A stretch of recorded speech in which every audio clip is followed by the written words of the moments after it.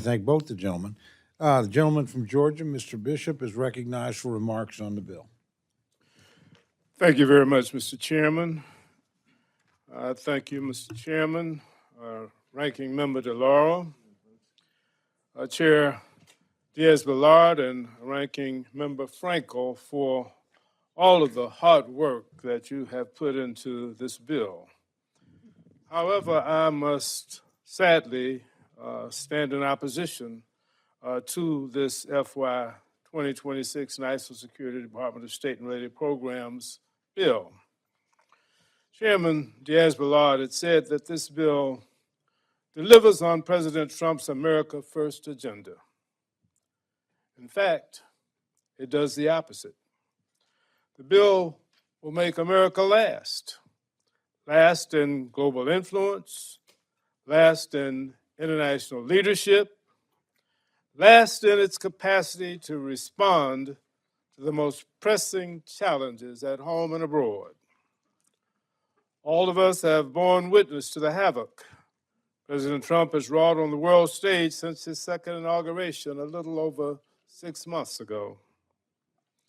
President Trump has embarked on unilateral trade wars with our allies and our partners, which has created market instability, increased consumer cost, has harmed American manufacturers and workers, and damaged our economic competitiveness.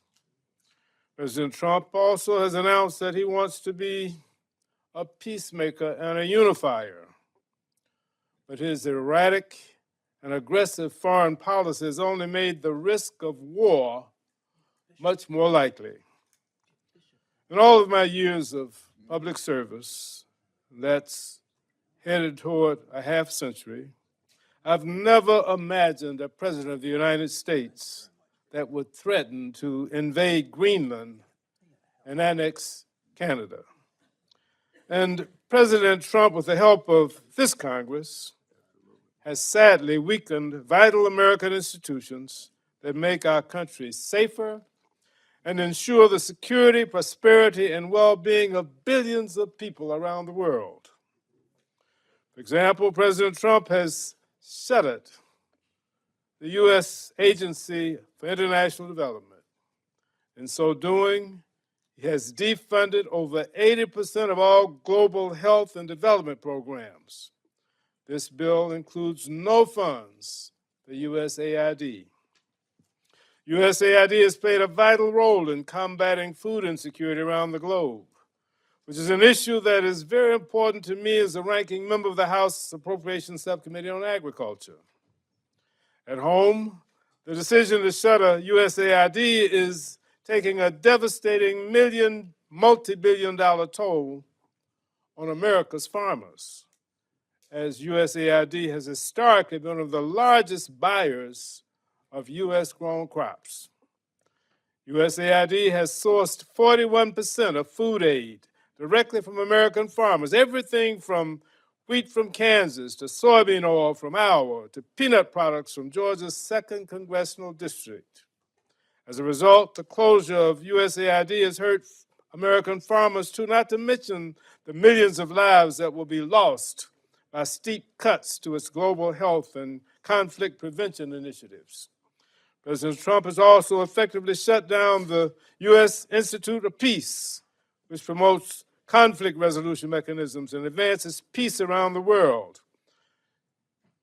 The Peace Institute takes a 66% cut in this bill.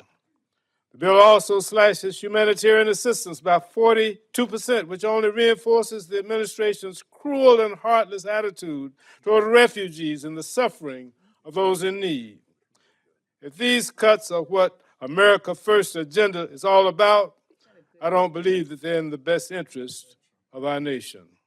More importantly, I don't believe that they're a true representation of our values as Americans, who are among the most generous and charitable people in the world.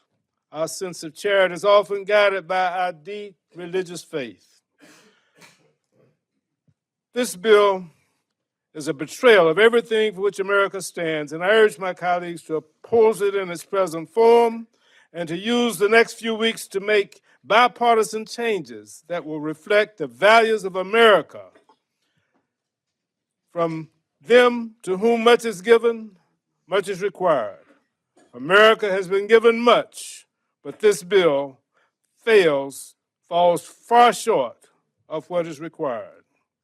For the sake of a troubled world, for the sake of humanity, we can and we must do better. I yield back.